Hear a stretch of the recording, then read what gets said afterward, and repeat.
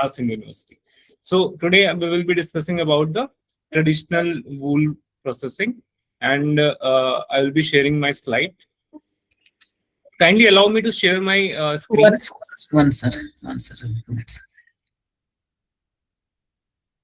So in this traditional wool shearing methods, we will be discussing about the indigenous knowledge system of wool. We will be seeing the I'll be sharing it. So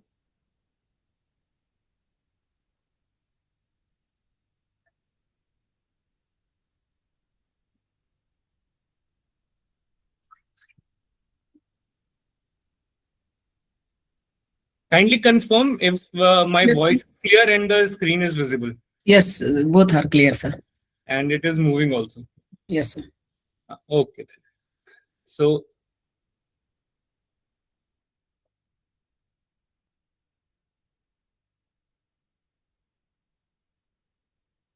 traditional wool processing and the animal fiber technologies.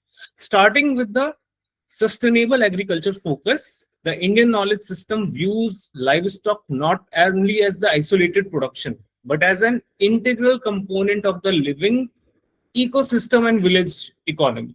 Like from the Gram Sabha to the urban system, everywhere the integration of the traditional wisdom with the modern science is very, very important. And in the Indian traditional system, animal fibers, not only contributes to the fiber is the secondary thing which we get from the animal. The major things which we get from are the milk, the traction purpose, that is the draft purpose, the manure, and the meat. And it is the animals also help in the ecological balance. The sheep and goat are the part of the land regeneration cycles. Fiber like the wool, the pashmina, they are the byproducts and not the sole objectives. So in LPM we have four pillars. So first one is the breeding, the second one is the feeding, the third one is the heeding, and the last one is the weeding. And in the fiber production, we have 5 stages: the breeding and the grazing, then harvesting, means the shearing of the wool from the sheep. Then comes the processing of that sheared wool, which is the cleaning, the carding, then the spinning. All these are the processing of the wool. Then we go for the dyeing of the wool by the natural color systems like the turmeric we can use, and other natural things which can be used for dyeing of the wool. And then weaving.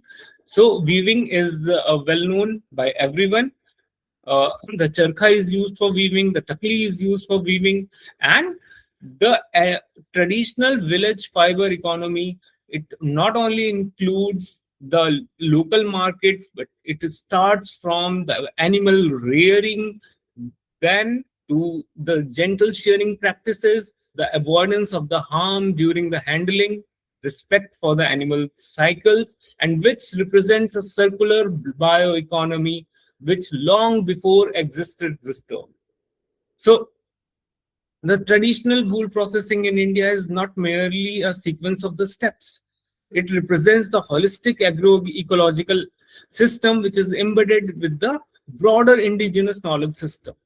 Unlike the industrial production models, traditional wools are resource efficient, they are environmentally sustainable, and socially inclusive.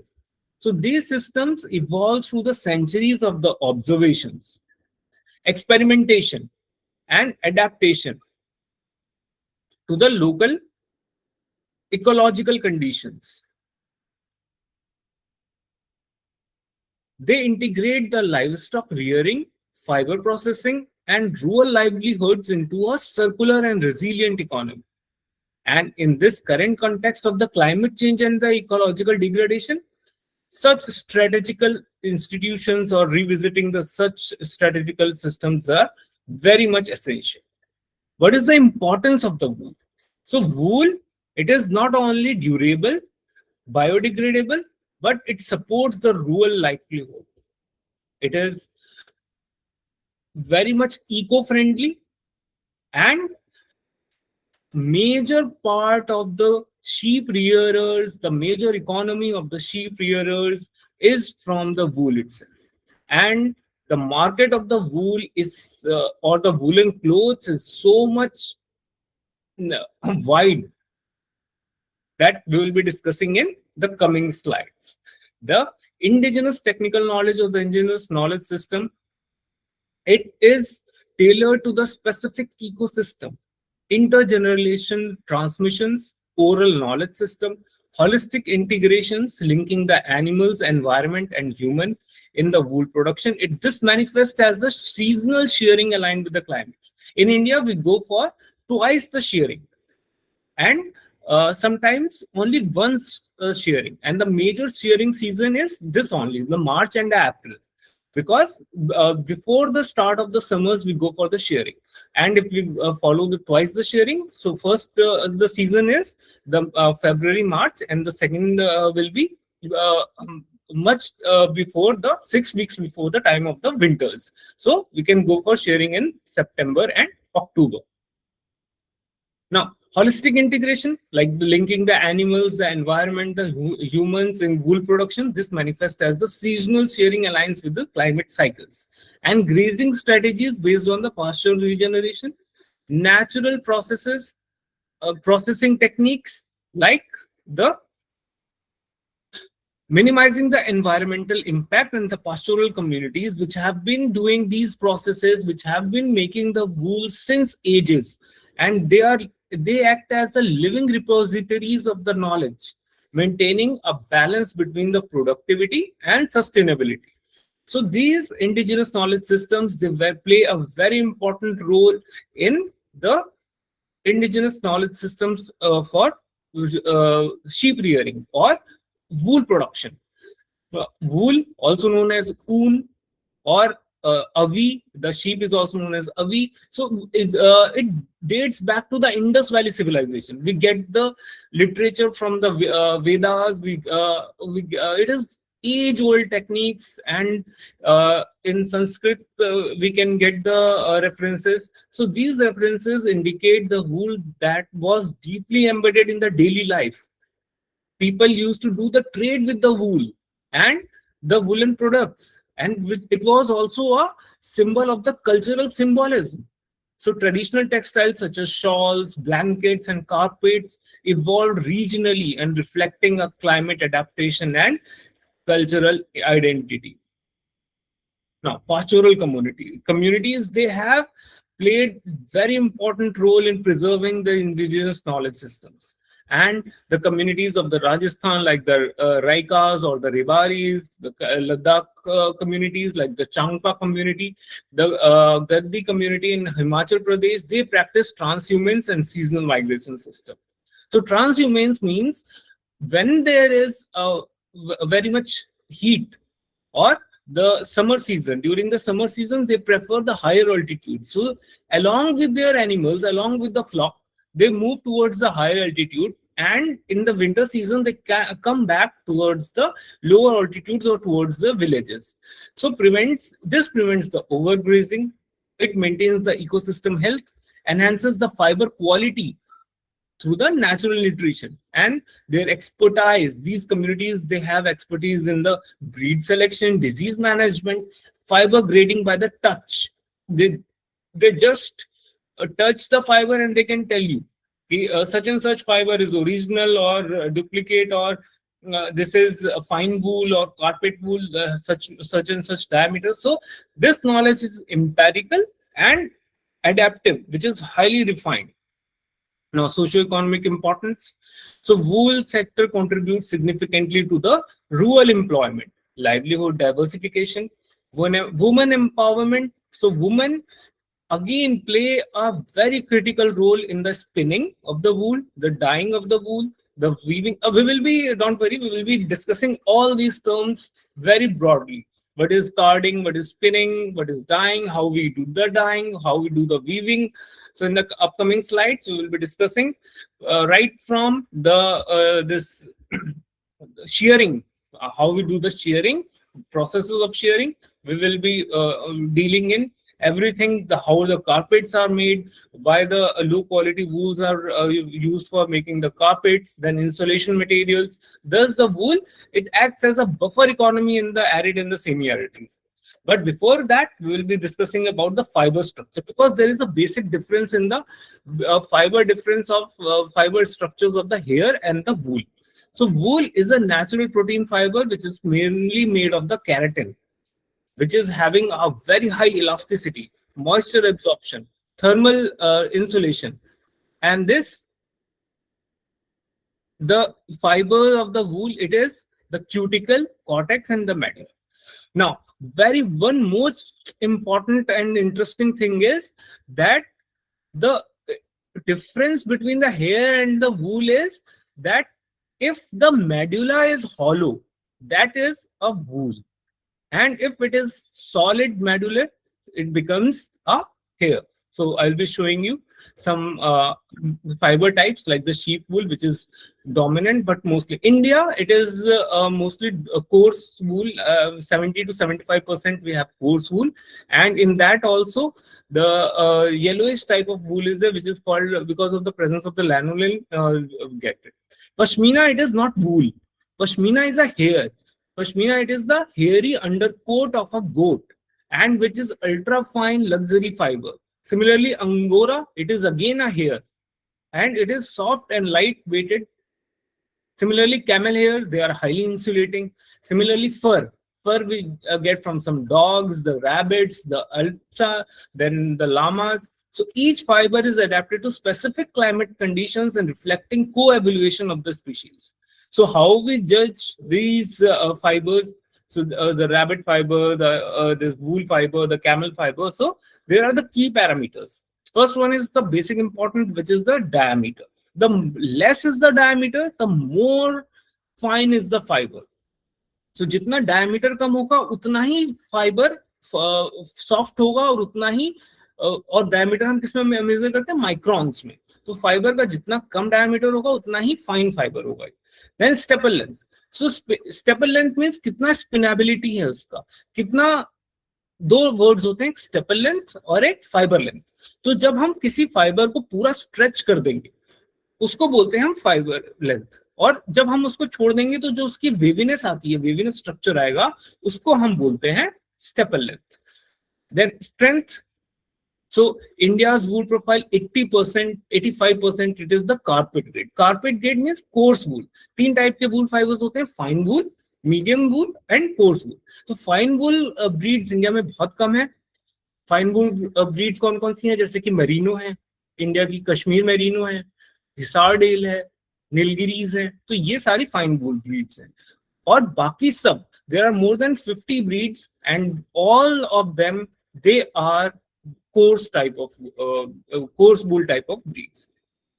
So coarse wool में हम क्या बना सकते हैं? Carpet type का बना सकते हैं. So limited fine apparel wools are there, and this creates structural imbalance leading to the dependence on the imports. So these are the differences. You can see the follicle density is very low in this hair follicles. Similarly, with the mean fiber diameter, the fiber diameter variability, mean fiber length, these are very high in case of the hair follicles, whereas very less in the wool fibers. And the ratio of the secondary to the primary follicles, it is very high in the wool fiber. Similarly, crimps are very high in wool fiber, whereas low in the hair follicles. So these are basic differences. And again, we have to remember that medulla is almost absent in the wool fiber, whereas it is present in case of the hair follicles or the hair fibers. So these are the very basic differences between the wool and the hair. Now we can see how much we import the wool. So in the blue trend, we can see this is the amount of the wool which is being imported, and the yellow one or the orange one, it is the amount of the wool which is being exported. So in financial year 21, the same amount of the wool was imported as well as exported, and which increased till 2024. Now again there is a decreasing trend because of the less rearing of the wool, or the number of the sheep husbandry has declined. So, but we can see there is a huge opportunity in this field now, traditional wool processing. So the first comes the shearing practices. So shearing can be done by four methods. First one is the hand shearing. The most traditional method, hand shearing. However, it is time consuming, but it minimizes the stress on the sheep when it is done properly. It reflects the deep understanding of the animal physiology, and by hand shearing method, we can go for the critical examination of the body health of the animals. The second one comes the this clippers by the use of the shearing tools. The third one comes the power shearing machines, and the fourth one is the chemical shearing method. So we use cyclophosphamide at the rate 24 mg per kg of the body weight. So cyclophosphamide, what it does, it uh, after giving the injection of the cyclophosphamide, the wool, it comes out naturally after 12 to 14 days, but it is having a lot of side effects. So we do not use these things. Are used in China and other countries where they want less mechanization, or they want less involvement of the humans. So coming to again to the shearing practices, so veterinary support. This means just after the shearing and just before the shearing, we have to go for the welfare issues for the sheep. So prior to the shearing, we go for the tetanus vaccines. After the shearing, the post-shearing care is there, which means the application of the herbal antiseptics, the neem, the turmeric. We can use the oils for the skin protection. These practices reduce the infection and promote the healing. Then after the shearing is done, we collect the wool, we go for the scouring. Scouring means cleaning of the wool. So first, the scouring is done with an alkaline agent, and then this scouring is done with a dilute acid, or we can say dilute hydrochloric acid or the sulfuric acid. Whatever you have, you can use it. So after this, this process is known as carbonization. The scouring, after the scouring, we go for carbonization, and in this carbonization, all the carbon material which is deposited on the wool, which is the sheared wool or the harvested wool. So, the grass pieces are there, or the ticks, mites are there, or any tags are there, anything dirt is there. So every carbon particle will turn into the this carbon after the process of carbonization using the dilute acids. Then we go for drying and then carding. So carding the fibers means aligning the fibers and to remove the impurities. And then we go for the spinning of the fibers through into the yarns through the twisting. And the natural dyes we use, like turmeric for doing the yellow, indigo we use for the blue, madder for red, and these are biodegradable dyes, and these are non-toxic dyes. And the tools which are used for, I will be showing you some mordants and the tools which are used for the so mordant, what does mordant means? Mordant is a fixative that combines with the dye or stain to intensify or improve the color. So alum metals were used, metals, salts were used first time. Then natural ammonia sources. So they increase the color fastness and shade intensity. Now weaving. Handloom weaving converts the yarn into the fabric and preserve the regional identity using the minimal energy.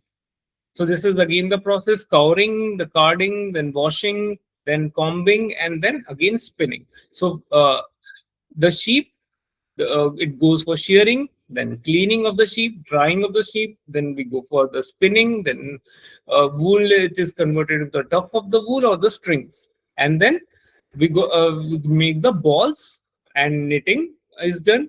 Jackets and carpets, whatever type of wool you have, you can go for making.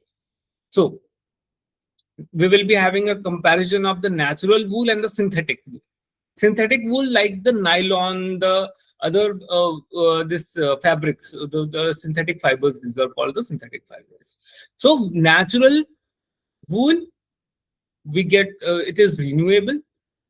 Sheep regrows the fleece annually, whereas the synthetic ones, they are petroleum based. They are non-renewable and derived from the fossil fuels.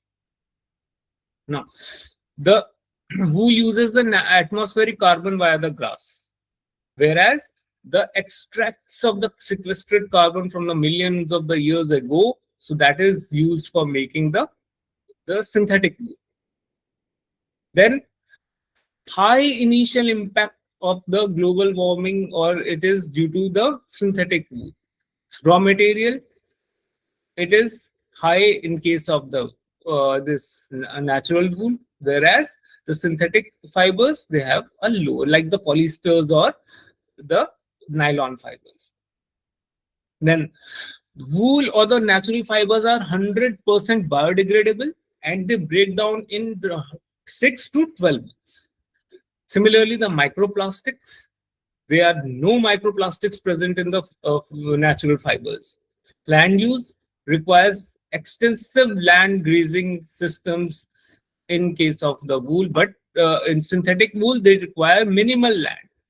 Now, significant for drinking and pasture, whereas water use, it is high in case of this natural.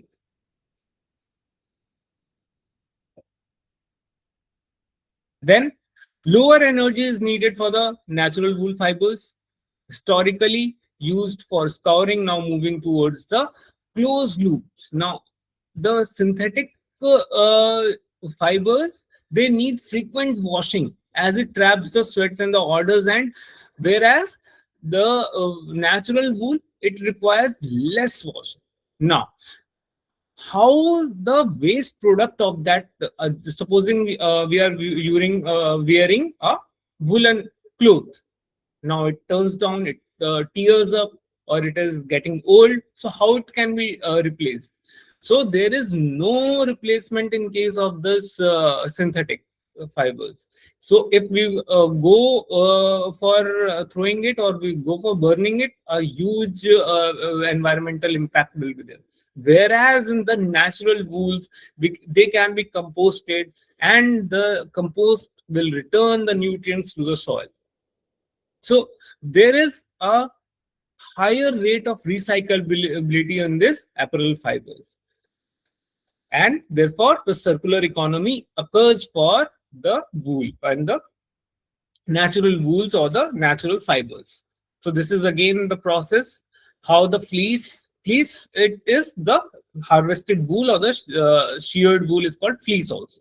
So fleece, it is again scoured. Then scouring just means cleaning by the use of the alkalis or the acids. So what will happen? Carbonization will be happening. Then we will be doing the beating, so the carbon material will be going up. Carding you can understand with the help means of combing the wool. Then gelling of the wool, then spinning and twisting the fabric formation, then the knit wears, and then we can finally make it. So these are the spinning. We have already everyone has seen a charkha.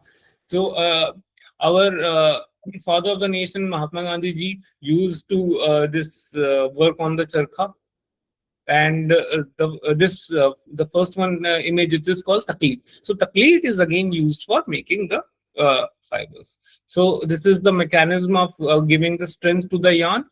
So then coming to another weaving process. So there are 4 to 5 systems of the loom systems.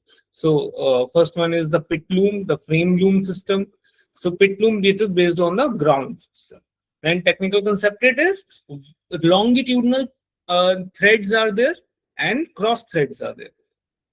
Then coming to the fiber testing, how this fiber is tested. So then the breeds. So these are the important breeds like Kashmir Merino, which gives us the fine wool.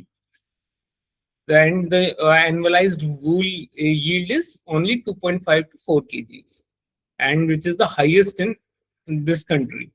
Then these are the fine wool breeds like Hisardale, which was developed in the Haryana, which was we got Australian Merino from Australia and used the Bikaneri breed, Magra breed it's called, and we made a hybrid which is known as Hisardale. Then Bharat Merino, Merino and Rambouillet, which was crossed with Chokla and Nali breeds of India, and then it was made at Sheep and Central Sheep and Wool Research Institute, Rajasthan, which is in Bikaner, Rajasthan, CSWRI. Avivastra, again Rambouillet in Chokla, and we made Avivastra, Avikaleen, Rambouillet in Malpura, we made Avikaleen. All these works or research was done in CSWR. Then Nilgiri, again in Tamil Nadu. So this is now coming to the second part, that is how this mechanized things have overcome the indigenous traditional knowledge. But I support that indigenous traditional knowledge should be used with this mechanization to make much more further this processes. So these are all the machines which we are using for the wool production. Now circular economy, environmental and sustainability dimensions are there. So traditional wool systems are inherently sustainable. They have low carbon footprint. Biodegradable material is there. Minimal chemical use we do. Waste utilization can be done very effectively. And they align with the circular economy principles where the waste is reduced. Now, integration of the modern science and technology, so it can enhance the traditional systems without replacing them, like the fiber testing, the micron analysis. So each fiber can be easily tested out, which one is the fine wool, which one is the this carpet wool. Then genetic improvement can be done using the modern science, and mechanized shearing is can also be done to save the time. Now, eco-friendly processing technologies can be used. So institutes like the Central Sheep and Wool Research Institute are working on breed improvement and the technology transfer. So this is from the resource, then we get the wool, then the waste product that can again be used, and then this waste can again be converted into wealth by reusing, recycling, and value chain addition. So the indigenous breeding systems or the manual value chain from farm to the fashion. The cleaning, local tribal women can do the cleaning very easily, the scouring or the soap nut, the Reetha which was called, रीठा से धुलना है उसको, वूल को जो natural wool होता है. उसके बाद स्पिनिंग में हमने बहुत सारा पढ़ा कि कैसे हम स्पिनिंग करते हैं. गांधी जी भी स्पिनिंग करते हुए चले आ रहे थे, वो तो फोकस ही करते थे कि हम इंडिजिनस ही यूज करें, वो खादी पे ही फोकस करते थे. देन डाइंग हमने अभी पढ़ा कि नेचुरल जो हर्बल डाइज हैं that can be used.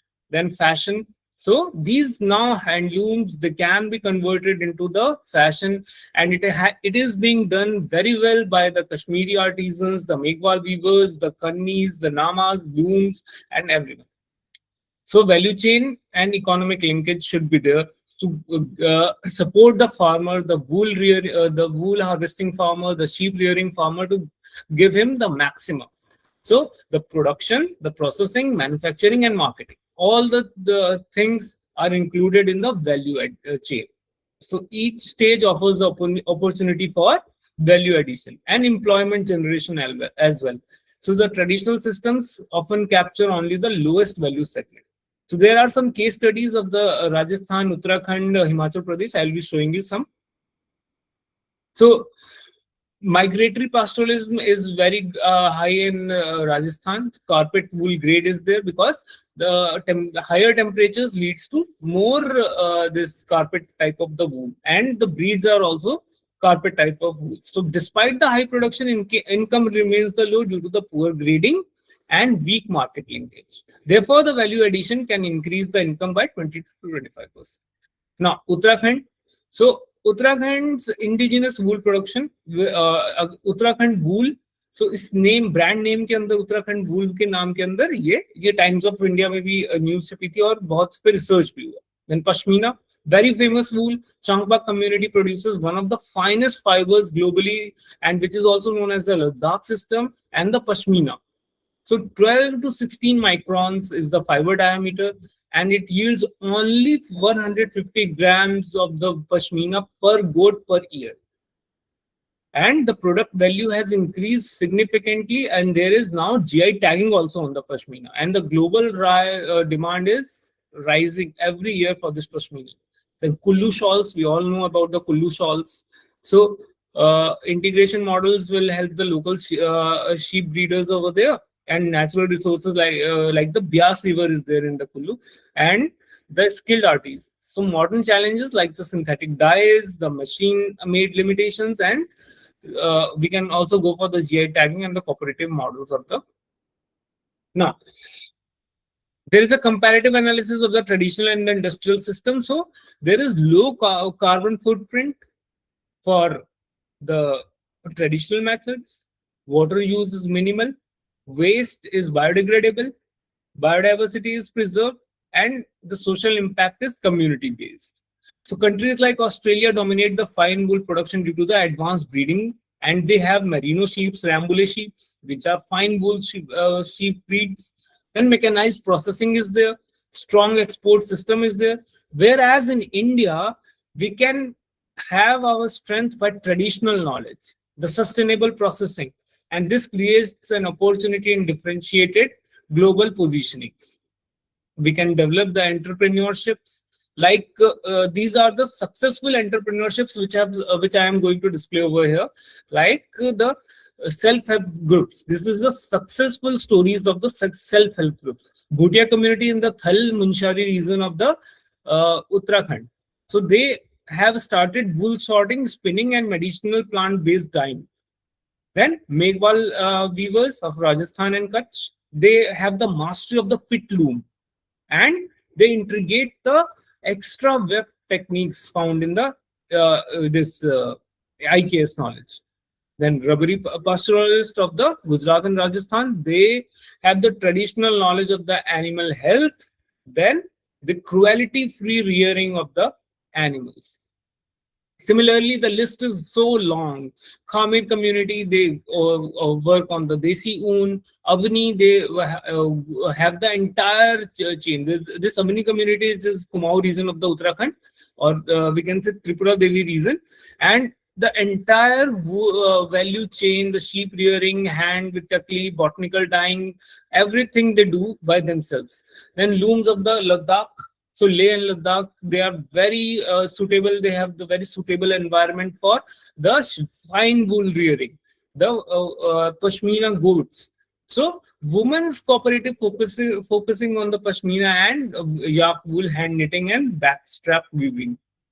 And it directly empowers more than 400 women artisans and provides 70 to 80% of the sale price to the makers by cutting the middlemen.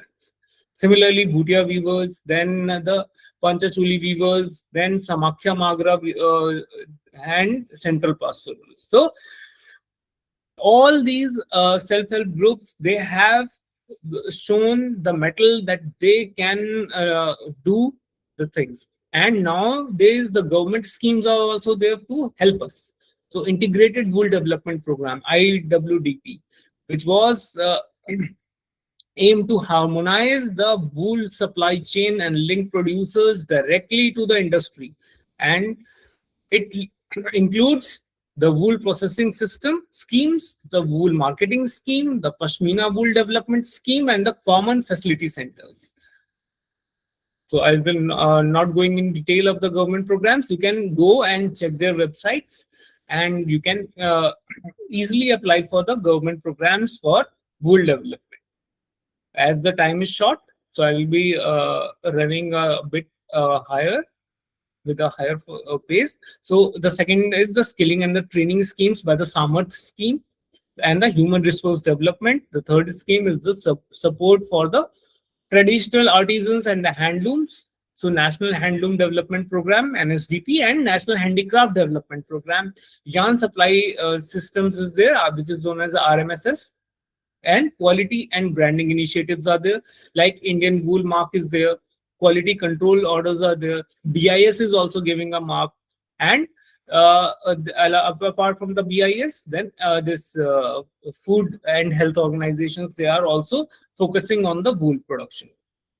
Then there are some other schemes like the Mudra scheme, the social security scheme, the Hathkarga or the Samvardhan Sahayata, Hathkarga Samvardhan Sahayata. So 90% of the subsidy on the cost of the grading the looms and the accessories is being provided with the Hathkarga.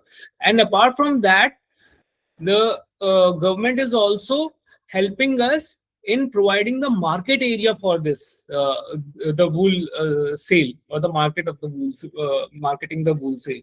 And we have a lot of startups, like the Samakhya startup is there, then Indie Wool startup. So these are the entrepreneurs. They have come up with the ideas of converting this wool into fashionable products. So we also can do the same. The Loom Art, which is based in the Jaipur, and this startup Loom Art focuses on the slow fashion by reviving the dyeing craft techniques like the Kantha or Sujini, and then Kashmir loom. So they are hand weaving and giving a very beautiful embroidery because of their embroidery knowledges.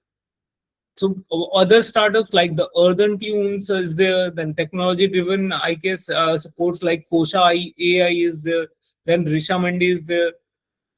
And key ecosystem drivers, the Desi Un initiative or the Wool Innovation Challenge, which was organized by the Startup India, or these platforms are there to solve the problems in the wool processing, from better sharing tools to the market linkages.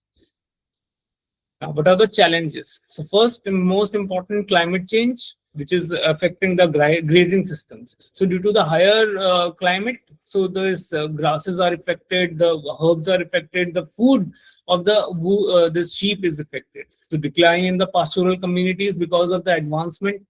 So pastoral communities, they have declined, competition from the synthetic market of this synthetic fibers. So we have a lot of synthetic fiber competition from the synthetic fibers like the polyesters or the nylons. And the youth is now not engaged in the indigenous this wool rearing systems or the wool harvesting systems. So what we can do? So we can do the documentation of the IKS, that is the indigenous knowledge system integration. We can integrate it with the modern science so that the youth becomes, or we can say we can make it more attractive to the youth.